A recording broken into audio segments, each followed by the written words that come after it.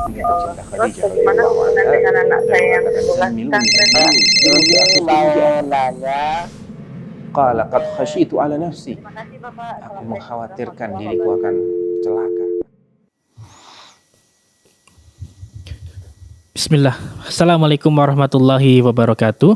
Alhamdulillahirabbil alamin wassalatu wassalamu ala asrofil anbiya'i wa sayyidil mursalin nabiyina Muhammadin wa ala alihi wa sahbihi wa man tabi'ahum bi ihsanin ila yaumiddin amma ba'd. Para pemirsa Fatwa TV dan juga para pendengar radio dimanapun Anda berada, a'azani Allah wa yakum. Semoga Allah Subhanahu wa taala senantiasa mencurahkan rahmatnya untuk kita sekalian. Alhamdulillah, senang sekali di kesempatan yang berbahagia ini kami dapat menyapa Anda kembali di program kesayangan kita, Live Interaktif, membahas tentang tema meneladani akhlak Rasulullah Shallallahu Alaihi Wasallam. Tentunya bersama guru kita Al Ustadz Dr. Sufyan Baswedan MA Hafizahullah Ta'ala, yang dimana beliau adalah selaku ketua sekaligus anggota Dewan Fatwa Perhimpunan Al Irsyad. Salawat dan salam semoga tercurahkan kepada suri toladan kita, baginda Nabi Muhammad Sallallahu Alaihi Wasallam beserta para keluarganya, para sahabatnya, dan juga para pengikutnya yang setia hingga akhir zaman nanti. Allahumma amin. Nah, para pemirsa Fatwa TV dimanapun Anda berada, kami informasikan juga untuk live interaktif ini, kami di-relay atau disiarkan juga oleh beberapa stasiun radio yang tergabung di RTVC, Asosiasi Radio dan Televisi Islam Indonesia.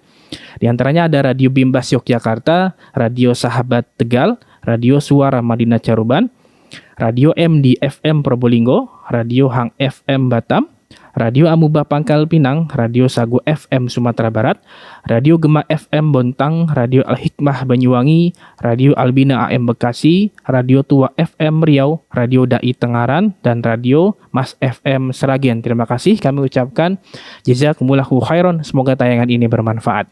Dan alhamdulillah telah terhubung bersama guru kita Al Ustadz Dr. Sufyan Baswedan MA Hafizahullah Ta'ala, langsung dari studio Fatwa TV di kota Solo, Jawa Tengah, dan semoga koneksi internet kita lancar sampai akhir acara nanti. Sebelumnya kita sapa beliau.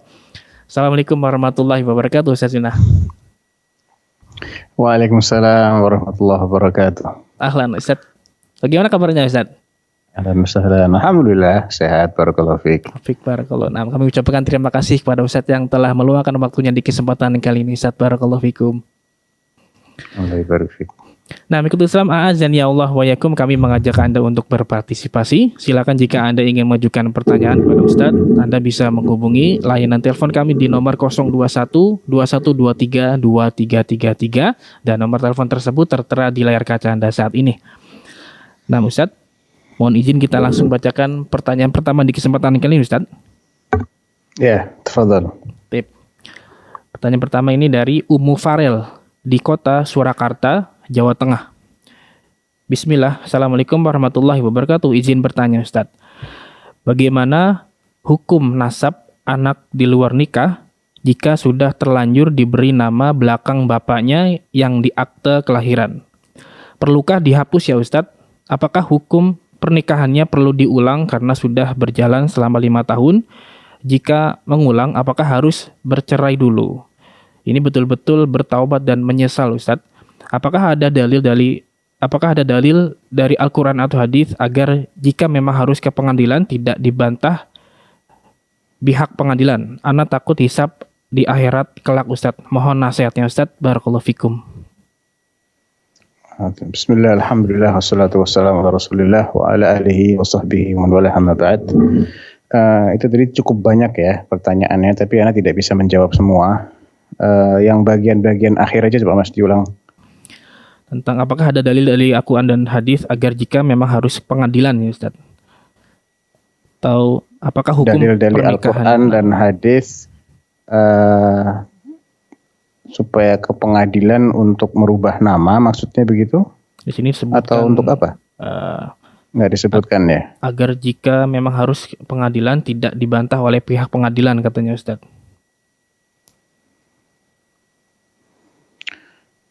Ala kulli hal,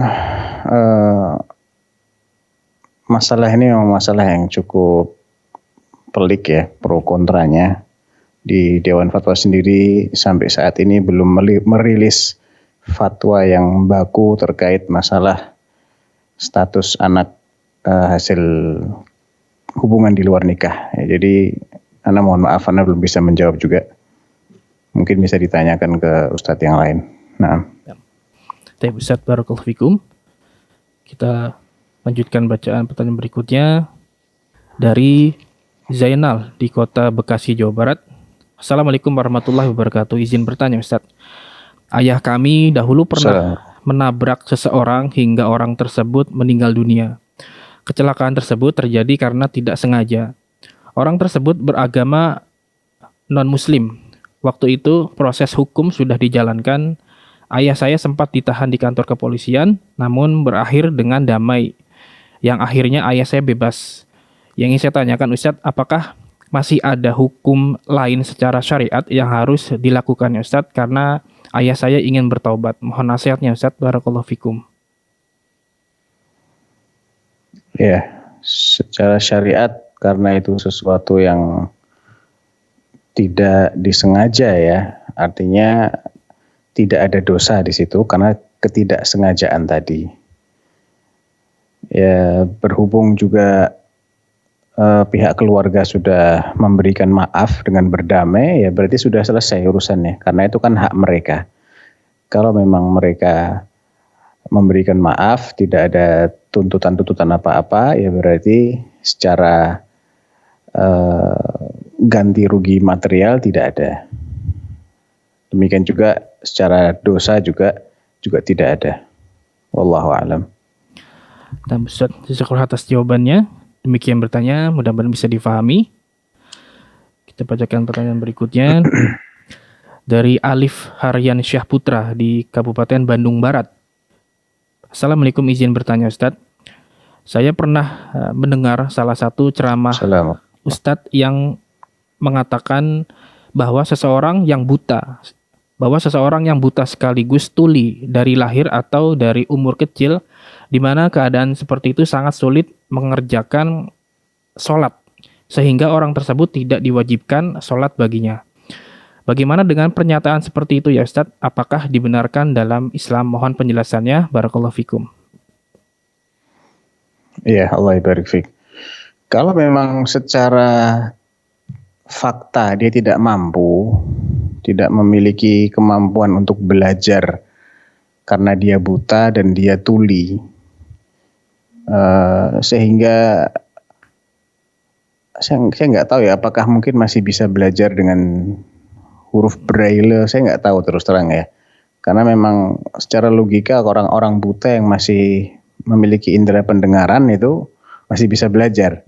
Tapi kalau ketemu antara buta dan tuli, ya saya nggak kebayang bagaimana cara dia bisa membaca Al-Fatihah, cara dia bisa mengetahui gerakan-gerakan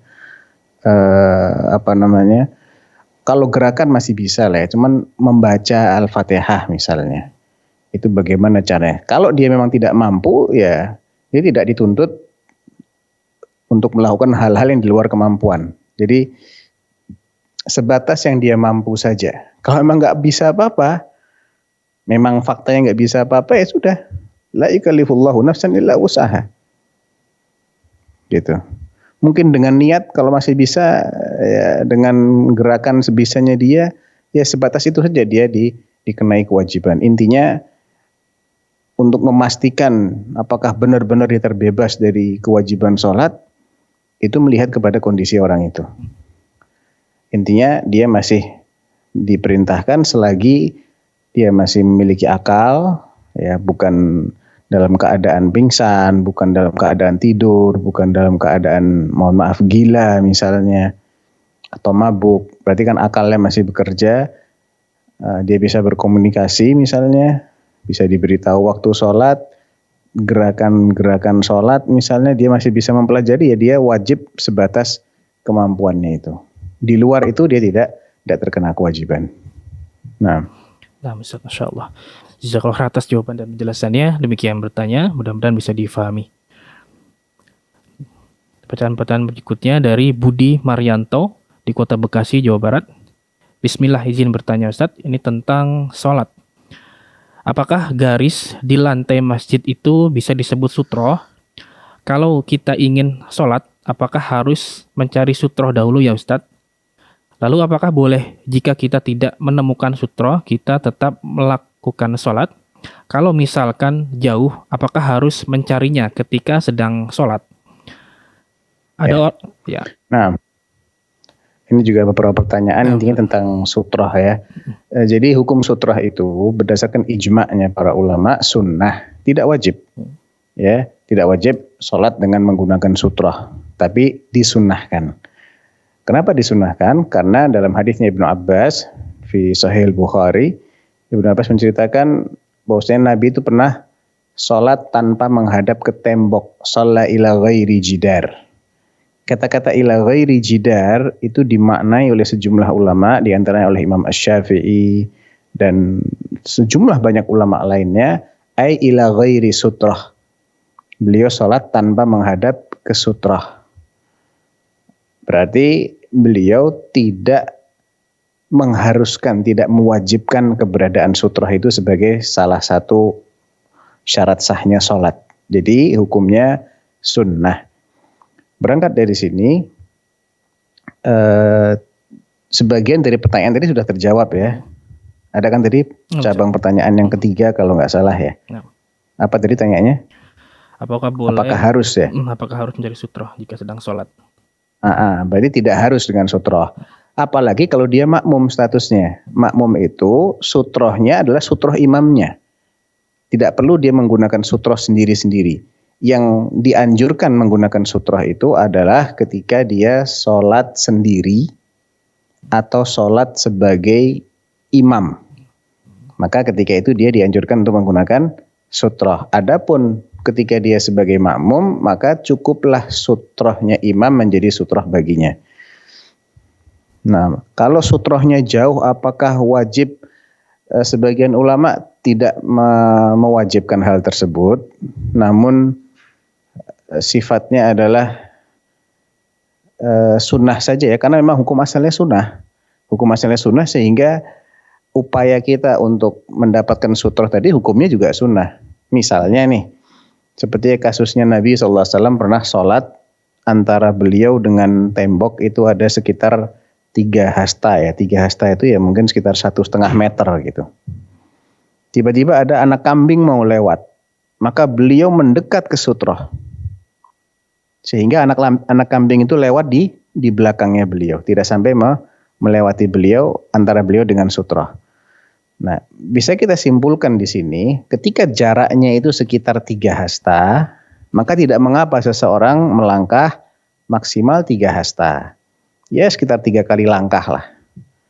Tapi kalau sutrohnya jauh banget, ya di samping-samping nggak ada, terlalu jauh, lebih dari 3 langkah, maka tidak dianjurkan untuk banyak bergerak semata-mata hanya untuk mencari sutroh. Karena kita juga diperintahkan untuk tidak banyak bergerak dalam sholat. Ya, wa qumu lillahi qanitin, ay khashi'in. Berdirilah kalian menghadap Allah itu dalam keadaan khusyuk. Khusyuk itu tidak banyak gerak. Nah, sehingga ketika kita ini terlalu banyak bergerak hanya untuk mengejar yang sunnah, kita meninggalkan sesuatu yang wajib, yaitu bersikap khusyuk ketika sholat. Jadi gerakan itu juga tidak boleh terlalu banyak. Patokannya apa? Bagaimana Nabi bergerak untuk mencari sutroh, ya hanya sebatas itulah kita boleh bergerak untuk mencari sutroh. Kalau lebih dari itu, maka tidak perlu kita lakukan. Nah, misalnya bergerak 1 langkah, 2 langkah ke samping, ya, atau sampai 1 langkah, 2 langkah, maksimal 3 langkah ke depan. Jadi nggak sampai berlangkah-langkah gitu ya. Nah Ustaz, ini ada pertanyaan lanjutan Ustaz tentang mana yang lebih utama ketika ada imam yang sholat tanpa sutroh, apakah boleh ikut berjamaah dengan orang tersebut atau lebih baik sendiri katanya Ustaz? Nggak ada masalah berjamaah dengan imam tersebut, nggak ada masalah. Toh sholatnya itu tidak wajib pakai sutroh. Ya, sutroh itu sunnah, tidak wajib. Nah Ustaz, Masya Allah. Jazakallahu atas jawaban dan penjelasannya. Demikian bertanya, semoga bisa difahami. Bisa kita bacakan pertanyaan berikutnya dari Muhammad Qadri di Kabupaten Mimika, Papua. Bismillah, Assalamualaikum warahmatullahi wabarakatuh. Ustaz, izin bertanya. Assalamualaikum warahmatullahi wabarakatuh. hadis seorang laki-laki pernah mengatakan kepada Rasulullah SAW, wahai Rasulullah, apabila salah seorang dari kamu bertemu saudaranya atau sahabatnya, bolehkah ia menunduk atau membungkuk untuk menghormatinya? Namun Nabi SAW menjawab tidak boleh. Yang ingin saya tanyakan Ustadz, apakah hadis ini berlaku juga pada saat kita mencium tangan atau salim kepada orang yang lebih tua, termasuk orang tua kita sendiri, Ustadz? Mohon penjelasannya, barakallahu fikum. Iya, Allah barik fik. Ini melihat kepada sepertinya ya, yang saya pahami dari hadis ini, ketika orang itu bisa dihormati tanpa harus membungkukkan badan, maka kita tidak boleh membungkukkan badan. Seperti ketemu dengan saudaranya, ya umumnya saudaranya kan seumuran dia atau kurang lebih lah, tidak dalam posisi yang mengharuskan orang ini untuk membungkuk, masih bisa berdiri. Tapi ketika orang tuanya misalnya sudah lanjut, posisinya dia ini sudah tidak kuat untuk berdiri misalnya, atau dalam keadaan berbaring, atau dalam keadaan tidur, bagaimana kita menyalami orang yang dalam keadaan tidur? Apakah dia wajib bangun? Jawabannya tidak, nggak wajib bangun.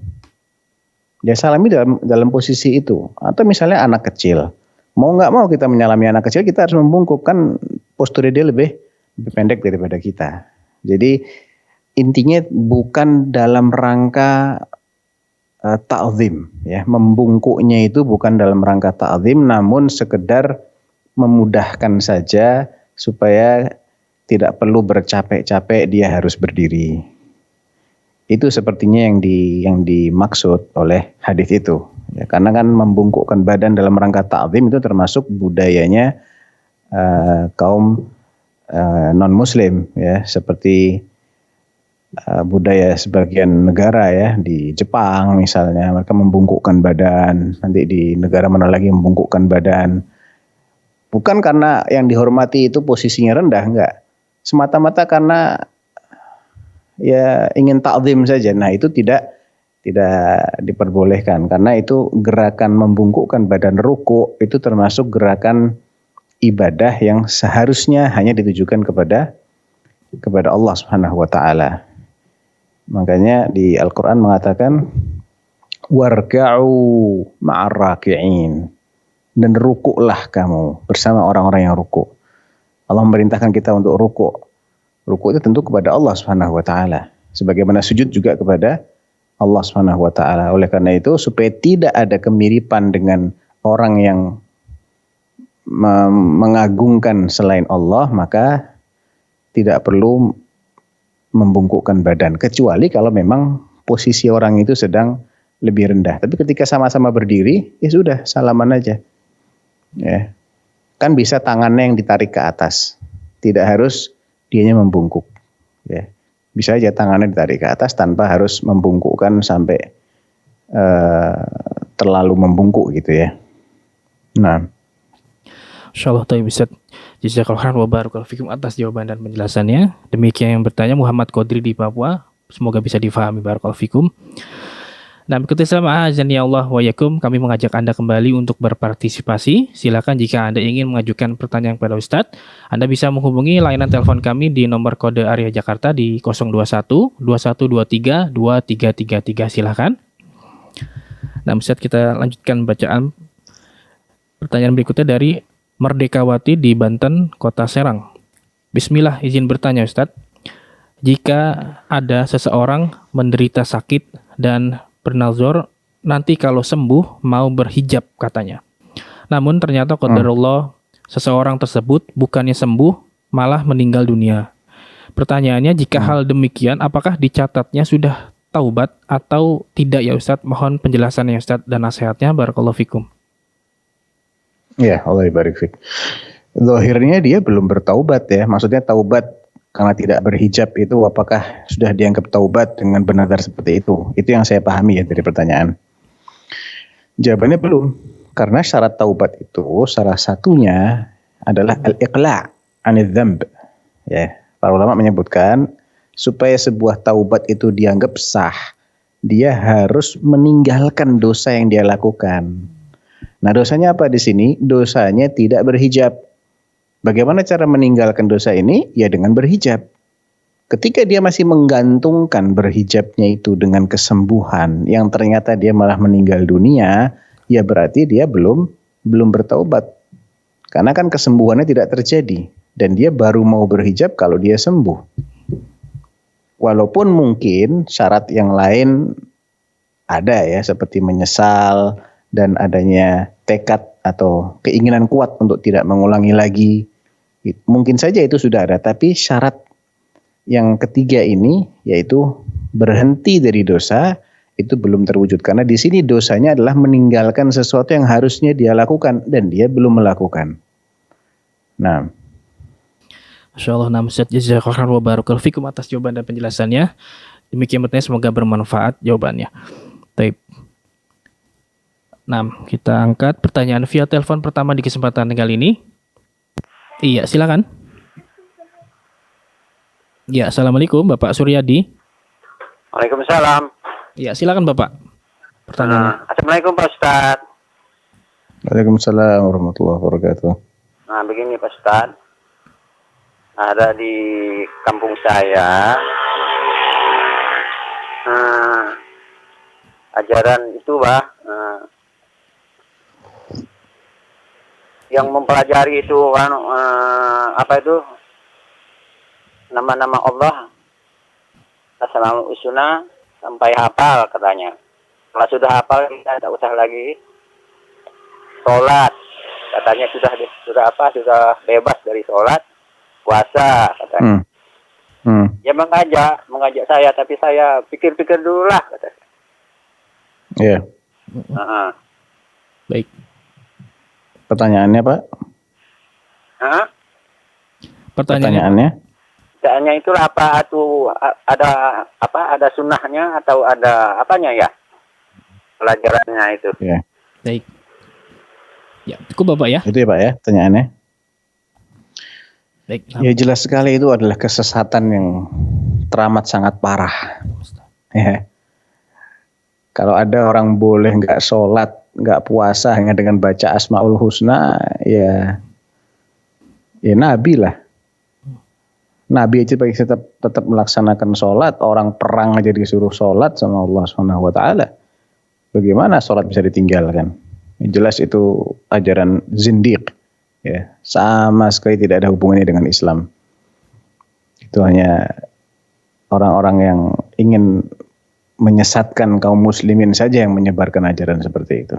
Nah, bahkan kalau diyakini orang bisa terbebas dari kewajiban yang itu merupakan rukun Islam, sholat, puasa, ya.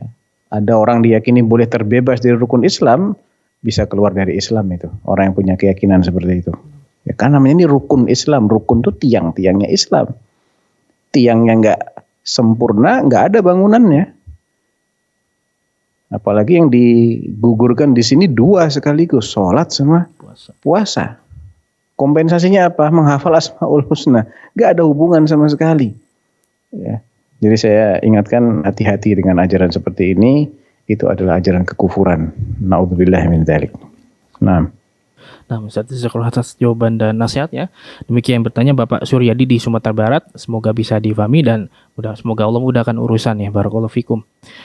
Taib, kita angkat pertanyaan penelpon kedua di kesempatan kali ini. Ya, silakan. 6. Assalamualaikum. Waalaikumsalam. Ya, silakan, dengan Ibu siapa, di mana? Hamba Allah, Jakarta. Ya, silakan Ibu. Assalamualaikum Ustaz. Barakallahu fikum. Waalaikumsalam warahmatullahi wabarakatuh. Afwan ingin bertanya, di pondok anak saya akan diadakan Jumat berkah gitu Ustaz, untuk bagi-bagi makanan para santri. Tapi cuman per kamar di tempat anak saya aja gitu Ustaz. Ini apakah ada dalilnya Ustaz ya? Bagi-bagi makanan pada saat hari Jumat gitu. Itu aja. Jazakallahu khairan. Assalamualaikum warahmatullahi wabarakatuh. Waalaikumsalam warahmatullahi wabarakatuh. Assalamualaikum warahmatullahi wabarakatuh. Ya, yang jadi permasalahan adalah adanya keyakinan bahwa bagi-bagi makanan secara khusus di hari Jumat itu sesuatu yang dianjurkan. Keyakinan ini tentunya harus berdasar pada dalil. Dan sejauh yang saya tahu, saya sampai saat ini belum menemukan dalil yang jelas-jelas mengatakan adanya anjuran secara khusus untuk bersedekah di hari Jumat. Dalil yang ada adalah dalil tentang kemuliaan hari Jumat sebagai penghulunya hari-hari yang lain. Namun saya tidak tahu sejauh ini bahwa ada hadis yang menganjurkan kita untuk sedekah di hari Jumat. Ya, jadi berdasarkan apa yang saya tahu itu bukanlah perbuatan yang disunnahkan. Tapi kalau seseorang ingin bersedekah di hari Jumat semata-mata karena dia mau bersedekah, nggak ada masalah. Bagus-bagus aja. Asalkan tidak dibarengi dengan keyakinan bahwa ini disunnahkan secara khusus oleh Nabi di hari Jumat. Nah, keyakinan ini yang kita perlu berpijak pada dalil. Selagi kita melaksanakan sedekah, kenapa hari Jumat? Ya, saya ingin sedekah aja. Gitu, nggak harus hari Jumat juga nggak apa-apa, mungkin hari Sabtu, mungkin hari Senin. Nah, tapi ketika seseorang ini meyakini adanya keistimewaan khusus pada hari Jumat dan kemudian menjadi rutinitas, nah merutinkan ini juga sesuatu yang sebaiknya kita berdasarkan dengan dalil. Ketika tidak ada dalil yang menganjurkan agar rutin dilakukan pada hari tertentu, ya kita rutin, cuman tidak harus di hari itu.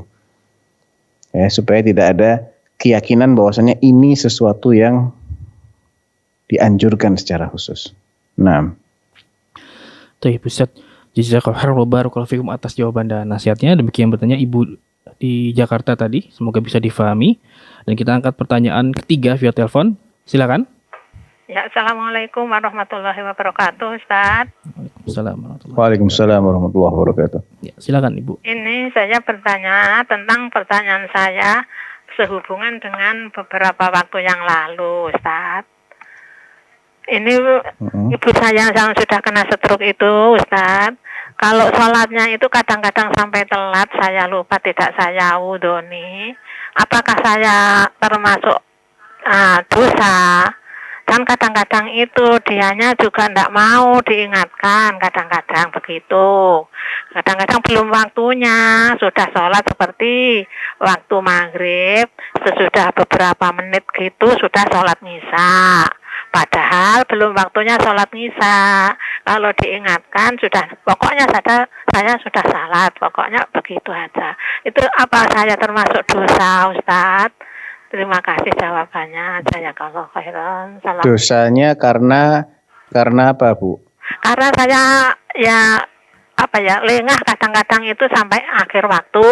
Begitu baru saya wudoni, itu yang saya maksud. Kadang saya itu lupa.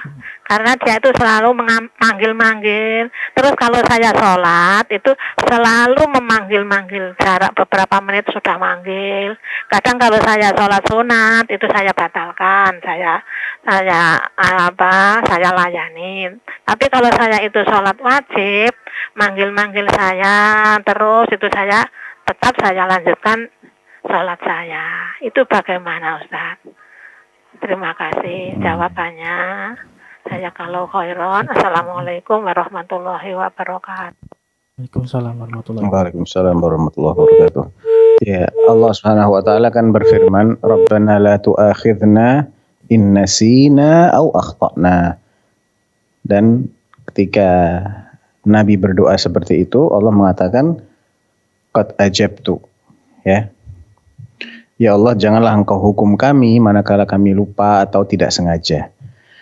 Dan Allah mengabulkan doa ini. Artinya ketika ibu lupa, tidak mengingatkan, maka ibu tidak berdosa. Ya, ketika ibu teringat, ibu ingatkan saja. Sebagaimana kalau ibunya sendiri yang sholat, tapi lupa waktu sholat. Ya, Nabi SAW dalam hadis Anas, sahih mengatakan, "Man nama an salatin aw nasiyaha, falyusalliha idza dzakaraha. La kafarata lahu illa dzalik." Siapa yang terlelap, ketiduran atau terlupa dari melaksanakan sholat, maka hendaklah dia melaksanakannya begitu dia ingat. Tidak ada kafarah lain selain dia melaksanakan begitu dia ingat tadi. Gitu, Bu. Nah, Ustaz. Jazakallahu atas jawaban dan nasihat ya. Demikian yang bertanya Ibu Rosmini di Pacitan. Semoga bisa difahami dan semoga urusannya dimudahkan oleh Allah Subhanahu wa taala.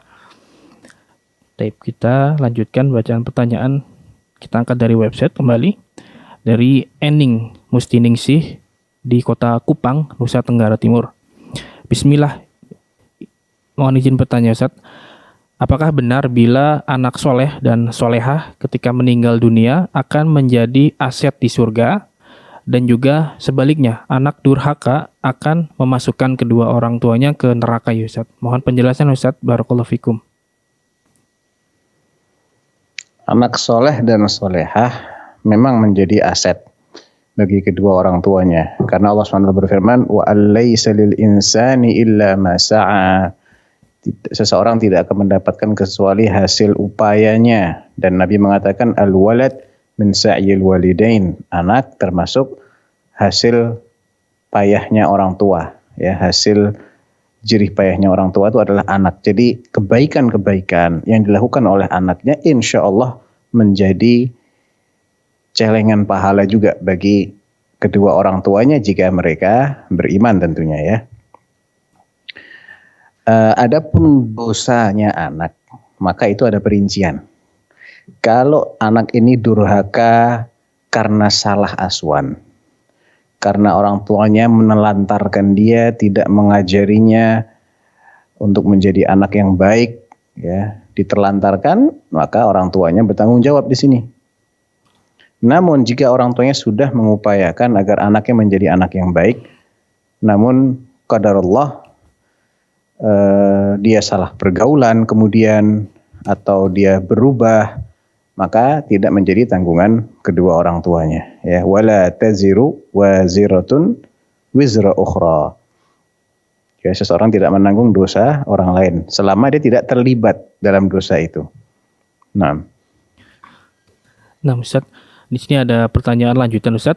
Dan apakah doa orang tua terhadap anaknya, dan juga sedekah orang tua terhadap atas nama anak yang sudah meninggal dunia, itu pahalanya sampai, Ustaz? Mohon penjelasannya, Ustaz.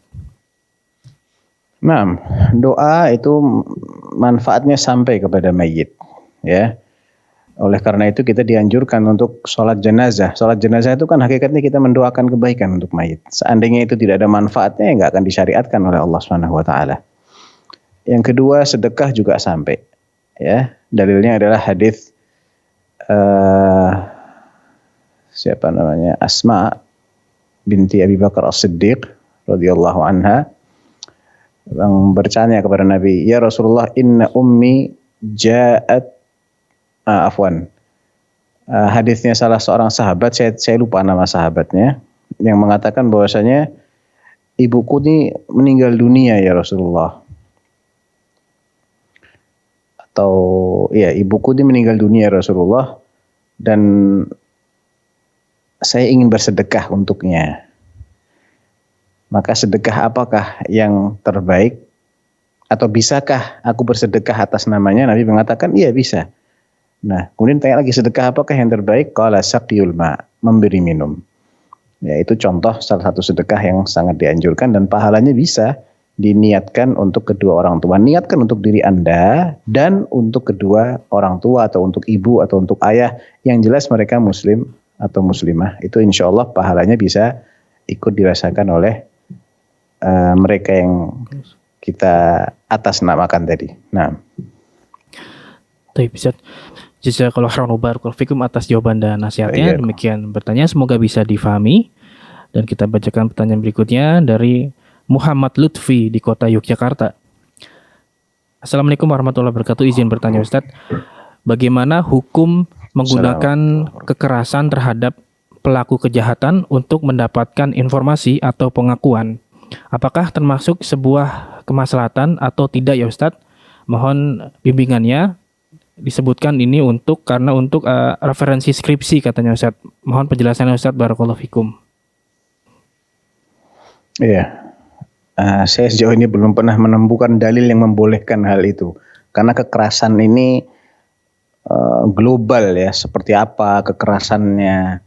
Mungkin yang saya bayangkan tidak seperti maksudnya si penanya, sehingga ini masih sangat sulit untuk kita definisikan kekerasan seperti apa. Apakah semacam siksaan fisik? Ya, kalau seperti ini nggak boleh lah, ya nggak boleh. Atau dengan pukulan di wajah, tamparan, itu jelas terlarang ya, karena Nabi SAW mengatakan idza darabtum wa fi riwayah idza qataltum fajtanibul wajha. Kalau kalian memukul, kalian tuh menyerang, jauhi wajah.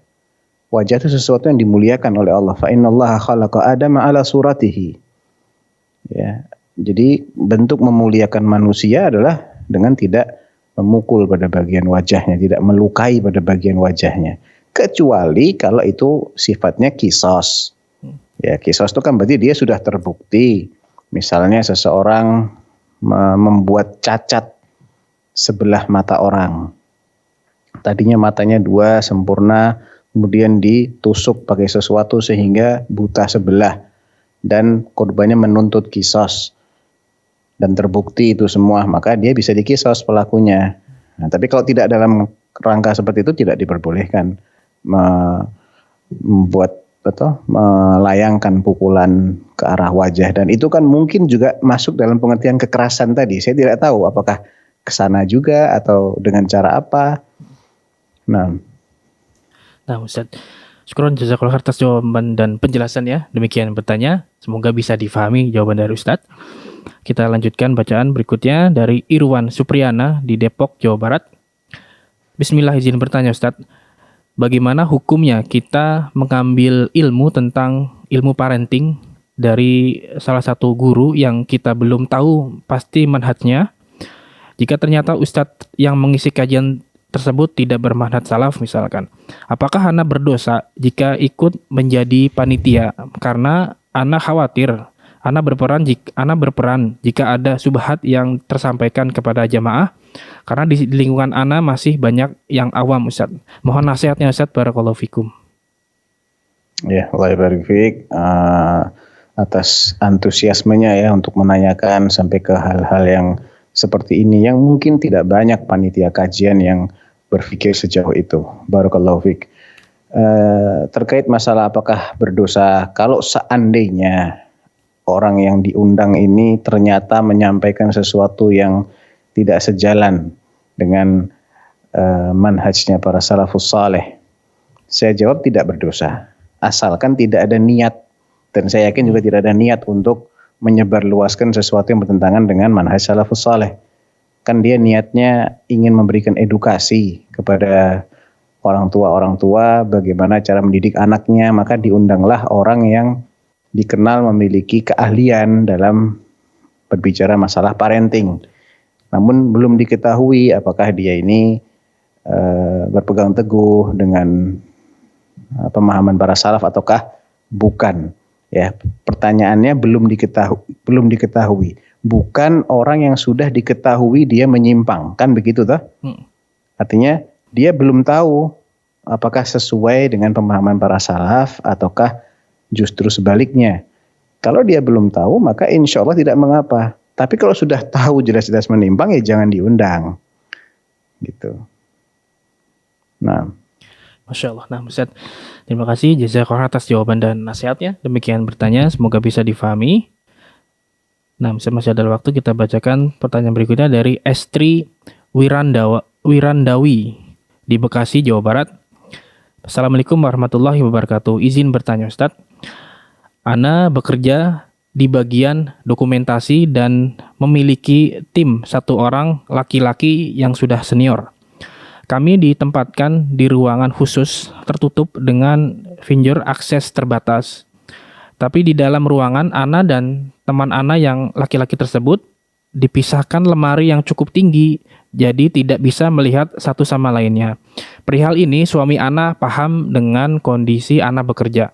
Mohon nasihatnya Ustadz, bagaimana seharusnya wanita itu bekerja Ustadz? Barakallahu fikum. ya Allah barik fiik. Jadi yang mungkin tidak dijelaskan di situ ya, apakah benar-benar terpisah dengan lemari itu, yang saya pahami seperti itu ya. Tapi bagaimana dengan pintu masuknya? Apakah masih satu pintu keluar masuknya ruangan itu, ataukah masing-masing punya pintu sendiri? Nah, karena ini berpengaruh pada terjadi khalwat ataukah tidak. Kan tidak boleh la yakhluwanna rajulun bimra'atin illa asyaitanu thalithuhuma illa kana asyaitanu thalithahuma. Setiap kali seorang laki-laki itu berduaan dengan seorang wanita, tentunya wanita yang bukan mahramnya, maka pihak ketiganya adalah syaitan. Karena memang yang namanya dosa-dosa zina, baik zina mata, zina tangan, zina yang lain-lain, sampai akhirnya zina beneran, itu kan ada mukaddimah-mukaddimahnya. Ada pendahuluan-pendahuluan. Enggak mungkin tahu-tahu terjadi perzinahan tanpa ada mukaddimah-mukaddimah ini, mulai dari saling memandang dan seterusnya. Dan itu salah satu yang menyebabkan terjadinya itu adalah khalwah tadi. Tidak ada orang lain di sebuah ruangan yang tertutup. Nah, sehingga sebaiknya jangan berada di ruangan seperti itu. Ya, kalau bisa itu masih bisa kelihatan, jadi ada kaca ya yang bisa melihat, walaupun dia tertutup itu tertutup oleh kaca, kelihatan dari luar, itu bisa menghilangkan makna khalwah di situ. Tapi kalau tertutup ruangnya dan mereka bisa saling bertemu, maka tadi saya nggak tahu apakah pintu masuknya satu ataukah sendiri-sendiri. Kalau sendiri-sendiri insya Allah tidak mengapa, seperti dia ini berada di sebuah ruangan dengan dua pintu namun disekat dengan lemari yang besar. Jadi itu sebagai sekat. Ya, benar-benar tidak bisa membaur di situ. Dan masing-masing bisa keluar dari ruangannya, itu tidak mengapa. Tapi kalau lemari itu masih bisa menyisakan celah yang mereka bisa masuk ke situ, itu berbahaya. Ya, sebaiknya dihindari. Minta aja dipindah ke lokasi lain, atau dimintakan supaya yang ada di situ adalah sesama wanita, ya bukan lawan jenis. Nah Ustaz, jazakallahu khairan wa barakallahu fikum atas jawaban dan nasihatnya. Demikian bertanya, semoga bisa difahami. Tapi bisa masih ada waktu, kita bacaan pertanyaan berikutnya.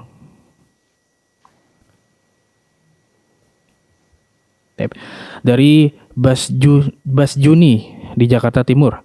Bismillah, izin bertanya Ustaz. Bagaimana cara membayar puasa bagi seorang wanita yang dulu ketika nifas dan menyusui belum terbayar karena ketidaktahuan.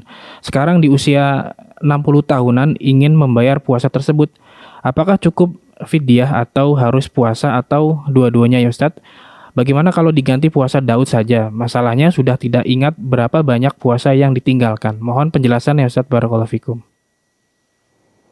ya, tentang tidak teringat itu bisa dikira-kira ya. Walaupun tidak pasti tapi dikira-kira. Misalnya kira-kira adakah 60 hari? Lebih kalau 60 hari. Kalau 100 hari, nggak nyampe kalau 100 hari. Ya misalnya dikira-kira 80 hari, kurang lebih segitu. Itu sudah bisa untuk mengqadha puasa-puasa yang ditinggalkan. Adapun pelaksanaannya bisa dilakukan dengan selang-seling, tapi niatnya niat mengqadha ya. Niatnya niat mengqadha, jangan niat puasa Daud begitu saja, karena puasa Daud adalah puasa sunnah. Sedangkan mengqadha itu wajib. Yang sunnah nggak bisa menggantikan yang wajib. Jadi diniatkan tetap mengqadha puasa yang dahulu dia tinggalkan. Nah. Baik Ustaz, jazakallahu khairan wa barakallahu fikum atas jawaban dan penjelasannya. Demikian bertanya, semoga bisa difahami. Baik Ustaz, masih ada waktu, mungkin kita bacakan satu pertanyaan lagi Ustaz. Dari hamba Allah di Jakarta Utara. Bismillah, izin bertanya Ustaz. Apakah benar ipar, yaitu saudari dari istri, itu termasuk mahram mu'akkad? Jika benar, apakah status mahram tersebut boleh berkendara berboncengan motor, misalnya berduaan dengan ipar ya Ustaz? Apa hukum mengantar atau menemani saudari perempuan yang masih terbuka aurat keluar rumah untuk keperluan yang mubah? Mohon nasihatnya Ustaz, barakallahu fikum. Ya, ada dua pertanyaan tadi ya tentang status ipar sebagai mahram sementara, maka mahram sementara ini artinya dia tidak boleh dinikahi selagi, jadi misalnya ipar itu kan misalnya saya punya istri saya punya kakak atau punya adik. Adiknya yang perempuan atau kakaknya perempuan. Saya tidak boleh menikahi kakaknya yang perempuan selagi istri saya ini masih menjadi istri saya. Cuman itu saja bedanya dengan laki-laki yang bukan mahram secara mutlak. Adapun masalah jabat tangan, berduaan, menemani dalam bepergian, ini tidak berlaku bagi mahram yang muakkad ini. Membuka sebagian aurat tidak berlaku juga bagi dia. Selain dalam hal tidak bolehnya dinikahi, maka status dia sama dengan lawan jenis yang lain pada umumnya. Bisa dipahami ya.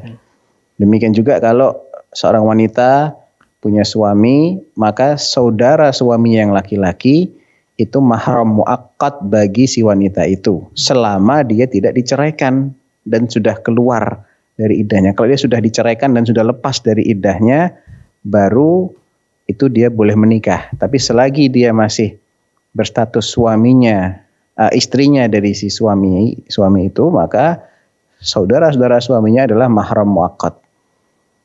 Tidak boleh membuka aurat di depannya, membuka rambutnya, kepalanya, ya, nggak boleh. Tidak boleh berduaan, tidak boleh berjabat tangan, dan seterusnya. Adapun pertanyaan yang kedua tadi apa? Tentang apa hukum mengantar atau menemani saudari perempuan yang masih terbuka aurat. Jadi seseorang saudarinya masih terbuka auratnya diantarkan, ya disuruh pakai dulu dong, disuruh pakai penutup aurat dulu. Jadikan itu sebagai syarat, ya, supaya dia mau menutup auratnya, karena kan itu bagian dari nasihat, ingkarul mungkar. Ya, tapi seandainya ya, saudarinya bersikukuh, saya tidak mau, kalau saya tidak diantar ya sudah saya berangkat sendiri. Ini kan madharatnya lebih besar. Ya sudah diantar. Karena ketika kita dihadapkan kepada dua pilihan, masing-masing ada madharatnya, namun yang satunya lebih besar, kita disuruh memilih pilihan yang madharatnya lebih kecil. Jadi misalnya, kalau saya nggak mau diantarkan, ya saya akan pergi sendiri, saya nggak pakai jilbab misalnya. Ya maka tetap saja diantarkan, insya Allah dia tidak lagi berdosa. Setelah dia memerintahkan untuk menutup aurat, tapi tidak ditaati, maka ya dosanya yang menanggung adalah yang bersangkutan, bukan saudaranya yang menemani. Wallahu a'lam.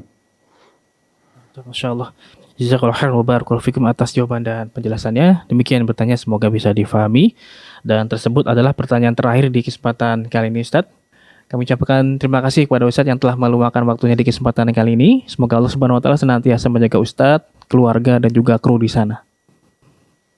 Barakallahu fikum. Amin. Nah, mengikuti sama azan ya Allah wa yakum, demikianlah live interaktif pada hari ini. Semoga apa yang telah kita simak dan dengarkan bersama bisa menjadi tambahan ilmu yang bermanfaat untuk kita semua. Dan semoga Allah Subhanahu wa taala senantiasa memberikan kekuatan untuk kita untuk bisa beramal soleh. Allahumma amin. Kami kru yang bertugas mohon undur diri. Terima kasih atas partisipasinya. Mohon maaf bila ada kekurangan dan mohon maaf atas pertanyaan-pertanyaan yang sudah masuk yang belum sempat kami bacakan karena keterbatasan waktu. Dan semoga kita bisa berjumpa di lain kesempatan insyaallah taala. Kita tutup. Subhanakallahumma wa bihamdika asyhadu alla ilaha illa anta astaghfiruka wa atubu ilaihi. Wassallallahu ala nabiyyina Muhammad wa ala alihi wa sahbihi ajma'in. Wassalamualaikum warahmatullahi wabarakatuh. Waalaikumsalam warahmatullahi Terus bagaimana hubungan dengan anak saya yang sekolah pesantren? Mau nanya, Qala qad khasyitu ala nafsi. Terima kasih Bapak. Aku mengkhawatirkan diriku akan